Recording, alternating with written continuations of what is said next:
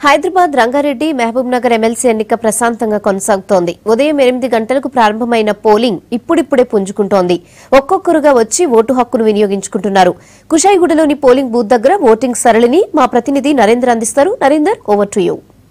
Teachers MLC ఎన్నికల్లో భాగంగా ప్రస్తుతం మనం కుషాయిగూడ దగ్గర ఉన్నాం. గవర్నమెంట్ స్కూల్ దగ్గర కొంతమంది ఓట్లు వేసిన వాళ్ళు టీచర్స్ మన దగ్గర ఉన్నారు. అడిగించే ప్రయత్నం చేద్దాం. మేడం, లోపల అంతా సవ్యంగానే ఉన్నాయి ఏర్పాటు?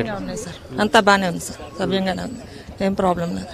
ఓకే, మొన్న రీపోలింగ్ మొన్న జరిగిన పొరపాటు తర్వాత లోపల ఏమైనా మీకు ఏమైనా మిస్టేక్స్ ఏమైనా కనిపించాయా? ఏమనిపిస్తుంది? ఏం మిస్టేక్స్ లేవండి. ఈసారి అది సరి చేశారు కదా, లాస్ట్ టైం ఫొటోస్ తారుమారైనా, ఈసారి అది సరి చేశారు, ఏం ప్రాబ్లం లేదు, అంతా స్మూత్గా వెళ్తుందండి. అంత 2 times రావడం వెళ్ళడం కానీ తప్పదు కదా. మా యూనియన్ ఎమ్మెల్సీ, మా ఎమ్మెల్సీ కొంచెం ఇబ్బంది అయినా సరే తప్పకుండా వచ్చి వేసుకోవాలి అనే ఉద్దేశంతో వచ్చాము ఎమ్మెల్సీ ఓటుకి. మీరు చెప్పండి మేడం, సెంటర్ దూరం అయిందా, ఎట్లా ఉంది? దూరంగానే ఉందండి, కానీ తప్పదు కదా. ఎక్కడి నుంచి వచ్చారు మీరు? మేము నాచారం నుంచి వచ్చాం. మీరు చెప్పండి సార్, మీకు ఒక యూనియన్ పెద్దగా మీరు ఉన్న జరగడానికి కొంచెం పోలింగ్ శాతం తక్కువగా అనిపిస్తుంది. ఎందుకంటే మొన్న మళ్ళీ వేసాం కదా, మళ్ళీ రావడం అనేది ఒకటి నాచారం నుంచి మా వాళ్ళు రావడం జరిగింది. కొంచెం పోలింగ్ అయితే స్లో జరుగుతుంది. పోలింగ్ ఇలాంటి తప్పులు అయితే లేవు. మంచిగానే గవర్నమెంట్ మాత్రం మంచిగా. మేడం, మీరు చెప్పండి, ఎట్లా మీకు ఏమనిపిస్తుంది ఇక్కడ ఓటర్? అంతా 100% అవుతుందండి. నమ్మకం బాగుంది. మాకు సండే అయినా కూడా వాళ్ళు చాలా చక్కగా వస్తారని నమ్మకం బాగుంది. ఇంకా మేము కూడా బాగా ఇక్కడ అన్ని హెల్ప్ చేస్తున్నాము. వాళ్ళకి రాగానే సీరియల్ నెంబర్ అవన్నీ బాగా చూసి చెప్తున్నాము. రాని వాళ్ళకి కూడా ఫోన్ చేసి ఇంకా రమ్మడానికి ఇంకా బాగా ఎంకరేజ్ చేస్తున్నాం సార్. మాతో పాటు ఇంకా కార్పొరేటర్ మేడం కూడా ఉన్నారు. వాళ్ళ సహకారం, మా టీచర్స్ అందరి సహకారంతో అందరూ బాగా చేస్తున్నాం సార్ మేము. మేడం, మీరు చెప్పండి, ఎంతమంది లాస్ట్ సారి ఓట్లు వేయడం జరిగింది? ఈసారి ఎట్లా ఉండే అవకాశం? లాస్ట్ టైము దాదాపుగా 80% పైన ఓటింగ్ జరిగింది.